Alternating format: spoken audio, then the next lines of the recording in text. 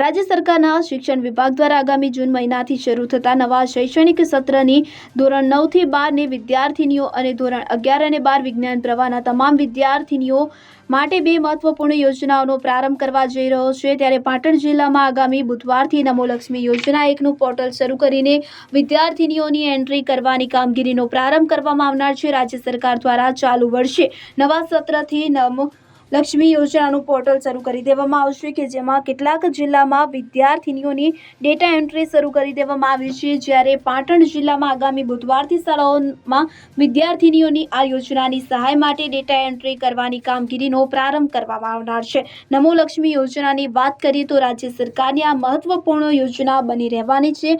9 થી 12 એમ સરકારી અને ગ્રાન્ટેડ શાળાઓમાં અભ્યાસ કરતી વિદ્યાર્થીનીઓને આ યોજનાનો લાભ મળશે કે જેમાં ધોરણ 9 નવા સત્રથી પ્રવેશ મેળવનાર વિદ્યાર્થીનીઓને દર મહિને ₹500ની સહાય 10 મહિના સુધી ડાયરેક્ટ વિદ્યાર્થીનીના માતાના બેંક એકાઉન્ટમાં જમા થશે। તે જ રીતે ધોરણ 10માં અભ્યાસ કરતી વિદ્યાર્થીનીઓને પણ દર મહિને 10 મહિના સુધી ₹500 સહાય મળશે અને ધોરણ 10નો અભ્યાસ પૂર્ણ કરનાર વિદ્યાર્થીનીને 10,000 અલગથી તેની માતાના બેંક એકાઉન્ટમાં જ જમા થશે। ધોરણ 11માં પ્રવેશ મેળવનાર વિદ્યાર્થીનીને 10 મહિના સુધી દર મહિને ₹750ની સહાય ચૂકવવામાં આવશે અને ધોરણ 12માં પણ દર મહિને 10 મહિના સુધી ₹750ની સહાય ચૂકવવામાં આવશે। જ્યારે વિદ્યાર્થીની ધોરણ 12 પાસ થાય ત્યારે 15,000ની સહાય અલગથી ચૂકવવામાં આવનાર છે। આ યોજનામાં વિદ્યાર્થીનીની માતાના બેંક એકાઉન્ટમાં દર મહિને ડાયરેક્ટ સહાયની રકમ જમા થશે। જો કોઈ કિસ્સામાં વિદ્યાર્થીનીની માતા ન હોય ત્યારે તેવા કિસ્સામાં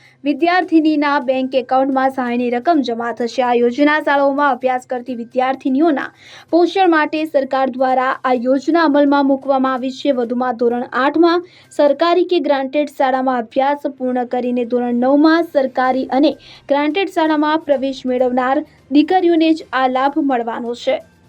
બ્યુરો રિપોર્ટ CN24 ન્યૂઝ। હવે જુઓ દેશ દુનિયાની તમામ ખબરો તમારી આંગળીના ટેરવે। ઉઠાવો મોબાઈલ અને Google Play Store પરથી ડાઉનલોડ કરો અમારી CN24 ન્યૂઝ મોબાઈલ એપ।